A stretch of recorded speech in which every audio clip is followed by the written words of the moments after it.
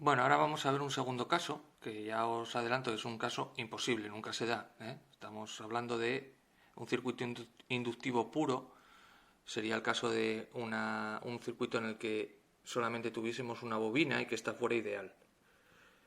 Bueno, pues en ese caso, ya sabéis, el ángulo sería 90 grados positivos, entonces la impedancia coincide en este caso con la reactancia de la bobina. El ángulo son 90 grados y Z miraría vertical, coincidiría con la reactancia y la resistencia sería cero. Bueno, lo vemos aquí. Resistencia cero, el ángulo es 90 grados y el coseno de 90 es cero.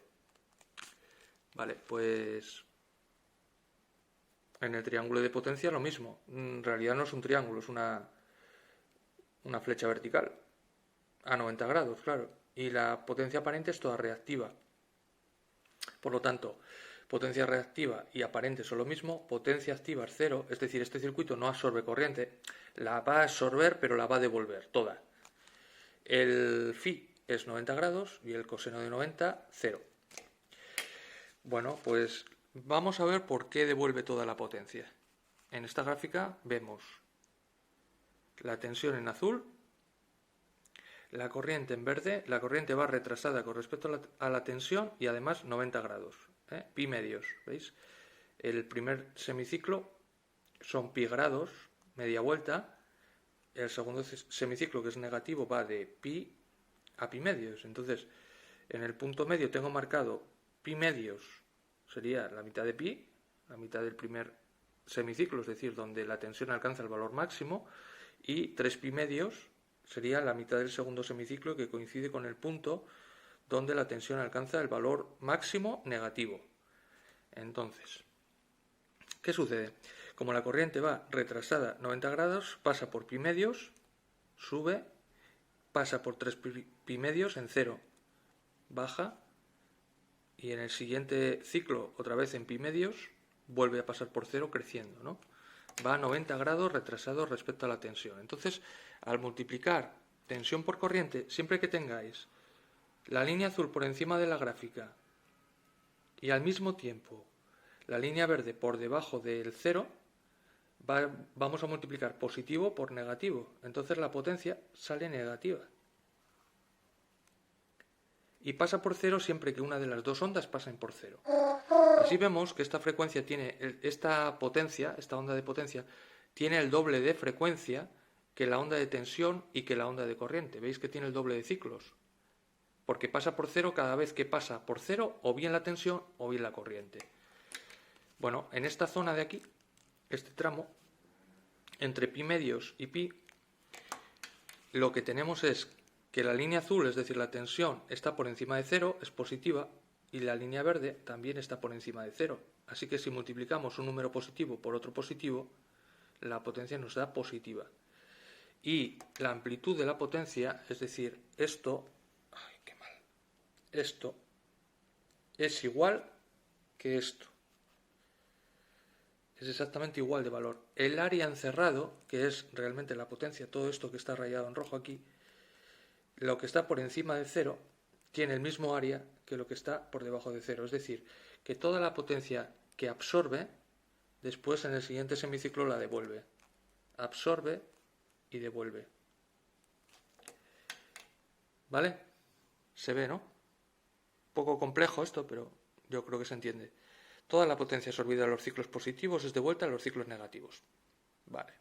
Así que el balance final de potencia real, activa, es cero. Porque todo lo que entra al circuito sale, entra y sale, entra y sale. De ahí se explica esto. S es igual a Q y P es igual a cero. No hay potencia activa. El circuito no se queda con nada de potencia. Un caso similar, lo que pasa que contrario, es el caso C, circuito capacitivo puro, que también es un caso imposible porque no existe un condensador ideal.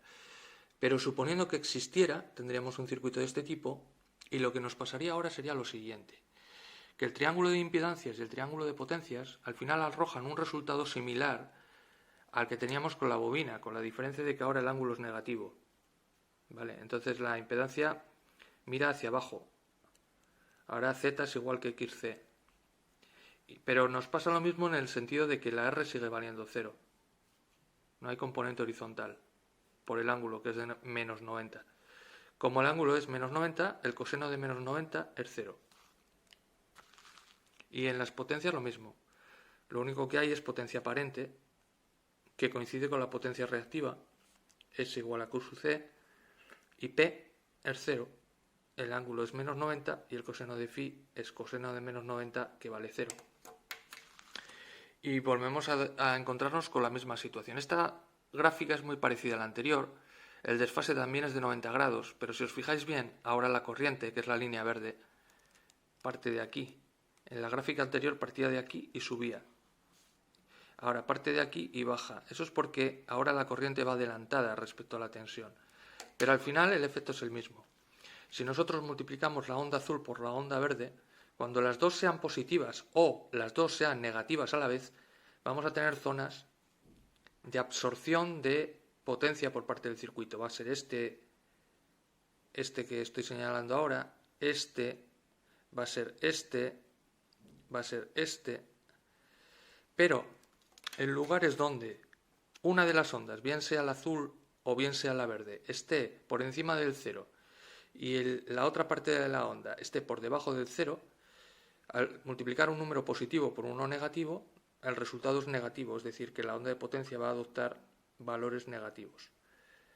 Y si estamos hablando de un circuito capacitivo puro, va a absorber potencia durante un tiempo y esa misma potencia la va a devolver en el semiperiodo siguiente, ¿vale?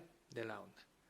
O sea, la diferencia con la bobina es que la bobina almacena esa energía en forma de campo magnético y el condensador la almacena en forma de campo eléctrico, pero al final es igual.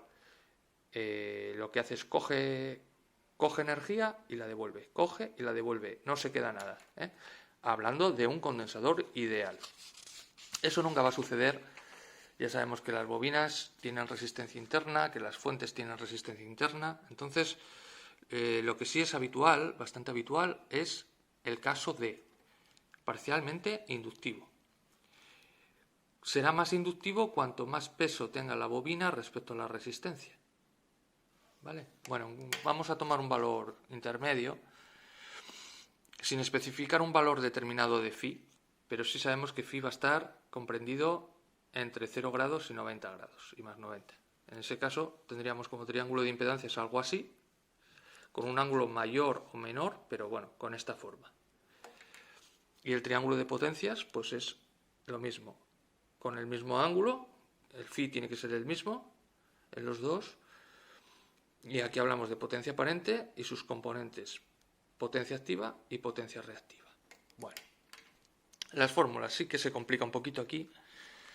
La impedancia la podemos representar de dos maneras: forma binómica, es decir, parte real más la parte imaginaria, o forma polar, módulo de z y phi, que este phi, recuerdo, es este ángulo.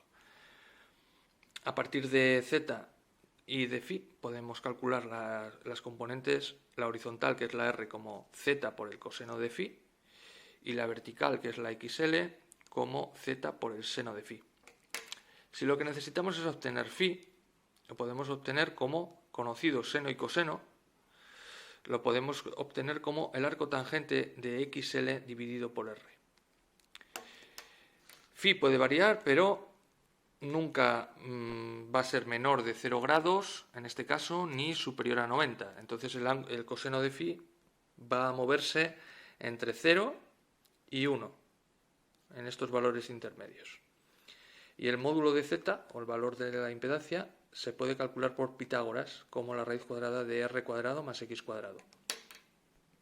Las fórmulas para las potencias son similares, ¿vale?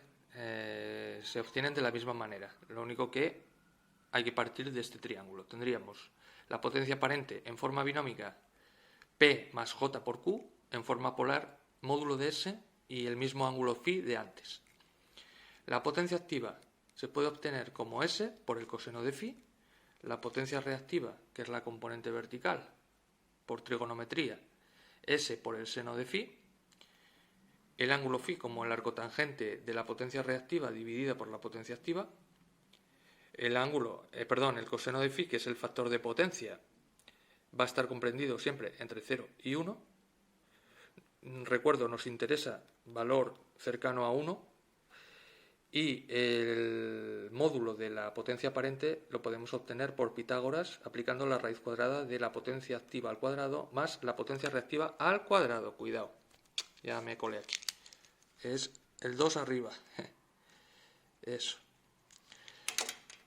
P cuadrado más Q cuadrado. Eso es.